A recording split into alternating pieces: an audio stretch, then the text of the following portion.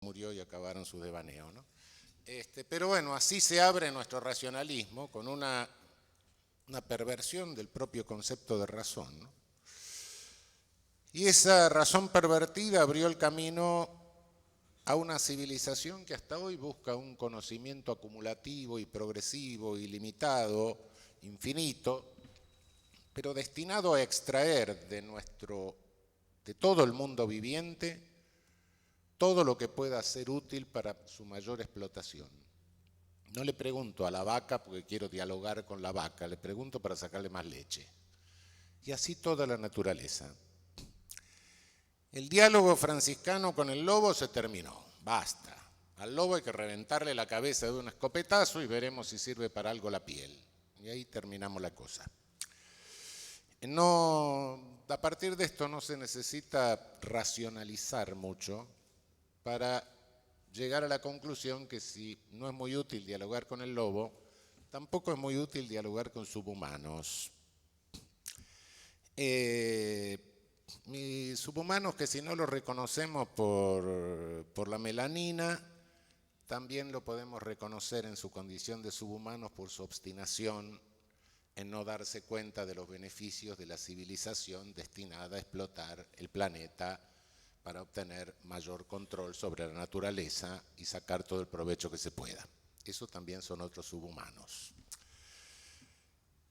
Desde la cúspide autocrática del mundo viviente, en que nadie nos puso, sino nosotros mismos, miramos el mundo animal no humano como surgido o creado a nuestro entero servicio. Todas las otras especies son para nosotros y por eso las clasificamos según su utilidad y sus caracteres. Pero, ¿conforme a qué caracteres clasificamos a los animales? Interesante. Clasificamos a los animales conforme a vicios y virtudes de la ética humana. Sí. Así clasificamos el mono, el ganso, el burro, el caballo, el perro, el gato, el cerdo. Sí. Le asignamos virtudes y defectos que son nuestros e incluso valores estéticos. Por supuesto que ninguno de los animales se da por enterado. El cerdo sigue siendo cerdo en su chiquero, el burro será siendo burro. No, nadie se da por enterado, salvo por las crueldades que le hacemos, que nunca sabrá, se preguntará por qué esta especie los trata tan mal, pero nada más. Es decir, hemos clasificado a los animales conforme a virtudes y vicios nuestros, pero lo más cómico es que hasta hace casi 100 años nos inventamos una ciencia que se llamó la fisiognomia, conforme a la cual nos clasificábamos nosotros según el parecido con tal o cual animal. Giambattista della Porta del 1500, pero llegamos hasta 1800, en la discusión entre las mejores mentes de fines del siglo XVIII, es decir, conforme a la similitud, una clasificación psicofísica, y conforme a la similitud se asignaban características psicológicas. Y esto, bueno, después se disimuló un poco, pero en la forma de frenología o en la forma de atavismo, se explicó en nuestras universidades, ya bastante disimulado como biotipología humana, pero era lo mismo. Es decir, nos seguíamos clasificando conforme al criterio con que nosotros habíamos clasificado a los animales según nuestros valores éticos y estéticos. De hecho, son las reglas. En su sentido subjetivo, es el espacio social que nos garantiza, entre comillas, a cada uno de los ejemplares que pertenecemos a la manada. En inglés hay dos palabras para distinguir eso: law, que es el derecho objetivo, y right, que es el derecho subjetivo. En las lenguas latinas no, tenemos la misma, pero generalmente se distingue porque el derecho objetivo se menta en singular y los subjetivos en plural, ¿no? Derecho y derechos. Direito, direitos. Diritto, diritti. recht, rechte. Pero bueno, al usar el plural le damos el sentido de derechos subjetivos. Por supuesto que las jerarquías imponen diferentes espacios sociales para los ejemplares de la manada y por supuesto que los que están más arriba en la jerarquía gozan más libertad, mejor alimentación, mejor reparo, refugio, mejor vivienda, etcétera, según el lugar en que hayan quedado o los hayan puesto. Y por supuesto los que están abajo tienen menos de todo eso y de repente se sienten un poco más incómodos. Entonces las luchas internas en las manadas humanas son crueles, son despiadadas, son sangrientas. Alguien dijo que el hombre es lobo del hombre, lo que es cierto, porque como la manada del hombre no viene condicionada, sino que su orden siempre es artificial, por mucho que nos falten los que lo quieren naturalizar siempre, no cabe duda, por eso la jerarquía siempre es discutible y es reemplazable. De lo que resulta que si bien el lobo no es lobo del lobo, el hombre es lobo del hombre y del lobo, de los dos. Las otras especies vienen preparadas, condicionadas, no necesitan pensar ni aterrarse ante la muerte. Para las otras especies la muerte está incorporada a su vida. Para la nuestra no. Para la nuestra no está incorporada a la vida. Y nuestra civilización no nos enseñó nunca a incorporarla. Es una especie de neurosis civilizatoria que tenemos. Como no nos enseñó a incorporarla, hay quienes la quieren superar.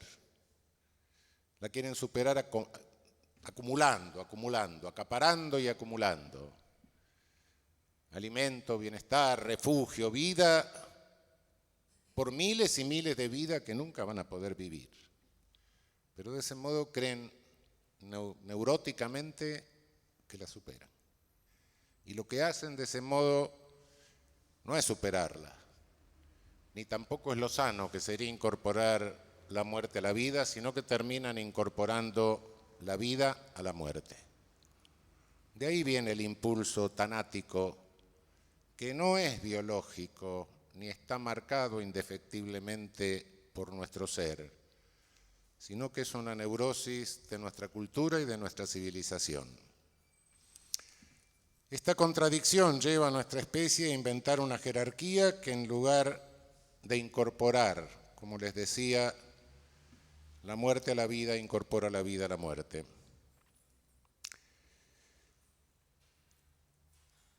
Como es natural, los que quedan desfavorecidos por la jerarquización inventada, siempre artificial, en especial si carecen de lo necesario para sobrevivir en mínimas condiciones de dignidad, se incomodan y resisten al grupo beneficiado de los machos alfa, y estos deben controlarlo, por lo cual desconocen sus derechos, los reducen, y con eso reducen el espacio de resistencia, de lo que llevan la peor parte. Por eso en el curso de la historia, estas invenciones jerarquizantes dentro de nuestras manadas, estas invenciones jerarquizantes que llamamos derecho, muy dificultosamente permitieron que se abrieran camino la idea de que los humanos tenemos derechos. Y mucho más arduamente la de que todos los ejemplares de la especie somos sujetos de derechos. Se tardó muchísimo. ¿Cuánto hace que se consolidó esta idea? No la realidad, que por desgracia todavía no se consolidó, pero sí la idea, por lo menos, de que todos tenemos derechos. Hace apenas un siglo y medio apenas, la primera institución mundial del derecho constitucional comparado para garantizar el cumplimiento de un pacto mínimo. La institución ejemplar de la Corte Suprema de los United States of America hace 150 años declaró que un ser humano era una cosa y le negó el derecho al habeas corpus y con eso precipitó la guerra civil norteamericana. Apenas 150 años.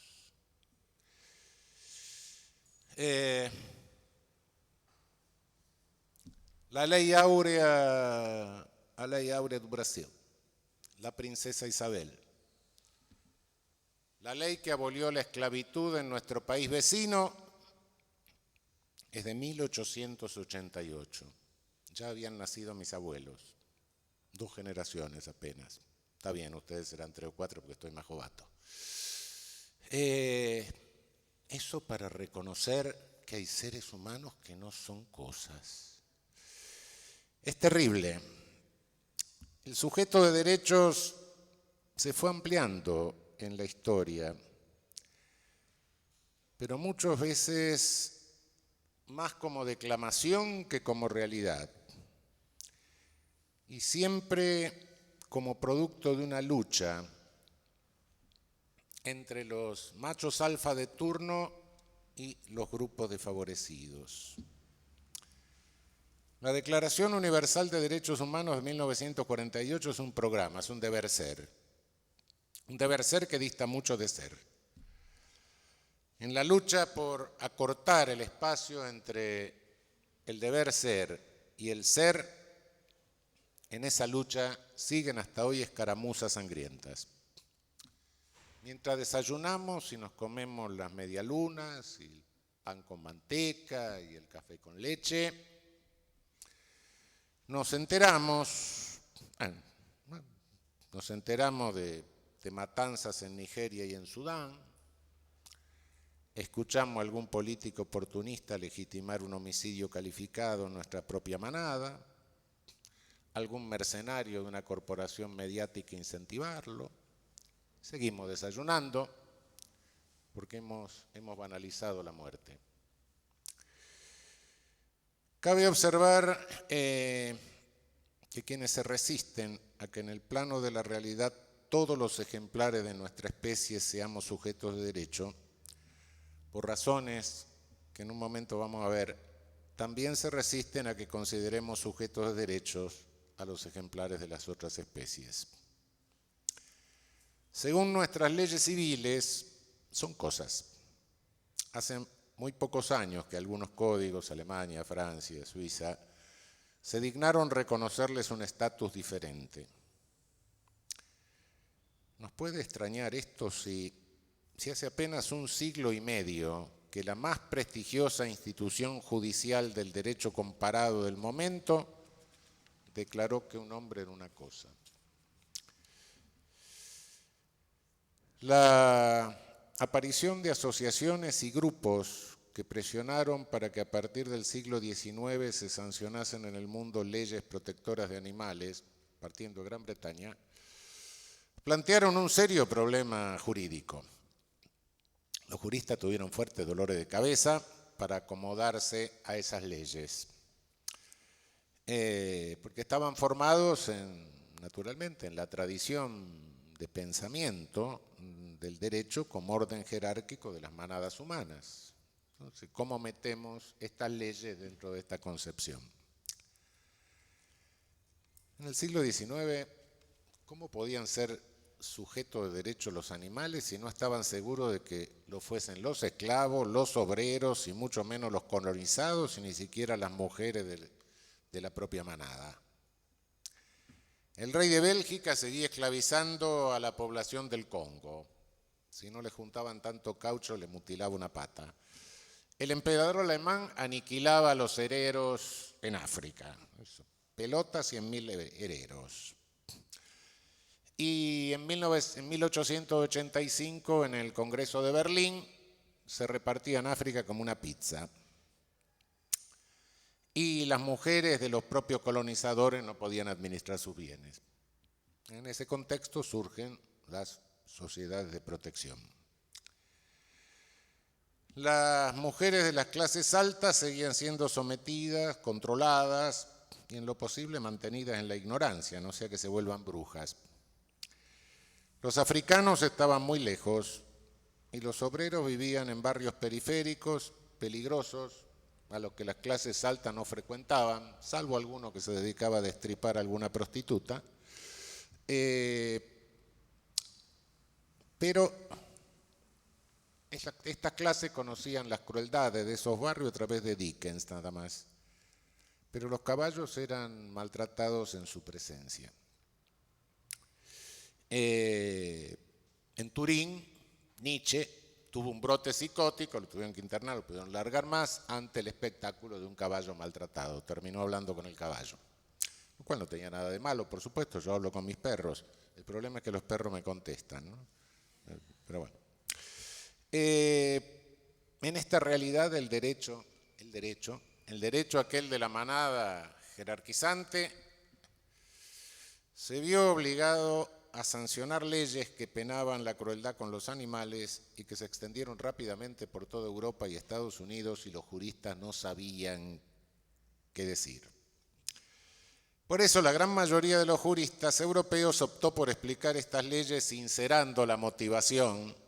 No se reconocen derechos a los animales, sino que se pena porque lesionan el sentimiento de piedad de los humanos.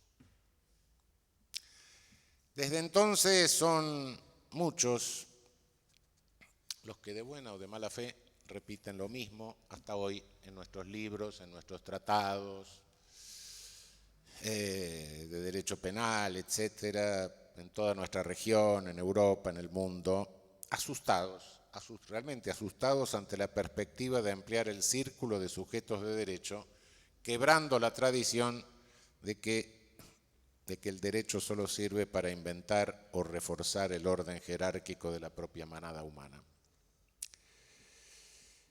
Por supuesto que no se hizo caso omiso cuando se dice, no, es el sentimiento de piedad. Bueno, el sentimiento de piedad, si se lo hace en secreto, entonces no es delito. Bueno, esto no lo contestan mucho. En fin.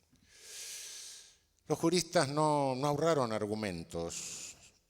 Algunos minimizaron la cuestión, dijeron, bueno, no importa si es el sentimiento de piedad o el animal, la solución es la misma. No es la misma, pero no importa. Otros adujeron que los animales no eran o no podían ser titulares de derecho porque no los podían reclamar. Hay muchos ejemplares de mi especie que tampoco pueden reclamar sus derechos.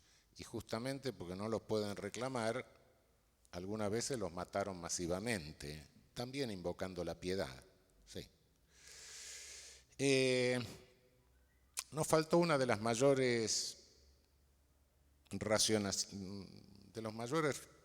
racionalizadores.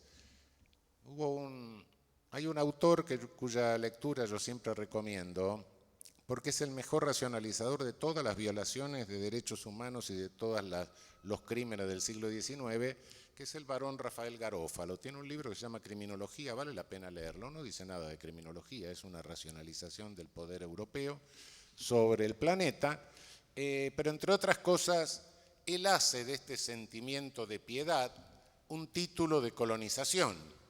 Dice, fíjense qué evolucionado está el sentimiento de piedad de nuestras sociedades que hasta se ocupa de los animales, lo cual está indicando que somos civilizaciones superiores y por eso tenemos el derecho a colonizar o neocolonizar a estos estúpidos inferiores, negros, mestizos, indios, etc. Somos la punta de la civilización. Bueno, nuestra historia política nacional no se separa de estas tradiciones. La lucha por obtener leyes de protección animal fue dura, aunque contó con muchos defensores.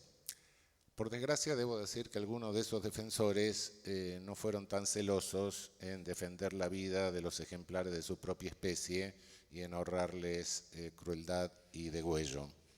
Pero bueno, de cualquier manera hay que reconocerle esta empresa, esta muestra de sensibilidad, aunque no sé si tampoco algunos no la manejaban al estilo de Garófalo como minoría iluminada y civilizatoria, que era la cereza del postre de una oligarquía que se consideraba con derecho a ejercer un poder sobre un pueblo que estaba ausente. De cualquier manera, lo hicieron, es importante. La ley Sarmiento de 1891, bueno, cayó en desuso, todos sabemos los inconvenientes que traía, no tenía carácter nacional, era de ámbito limitado. Más de 60 años pasaron hasta que en 1954 se sancionó la 14.346. Y ante estas leyes, tanto una como otra, nuestros penalistas siguieron los pasos de sus colegas europeos, incluso contra la letra de la última ley. Hace varias décadas escuché a algún famoso penalista bastante frecuente en nuestras aulas, que decía que esa ley contenía un error aberrante.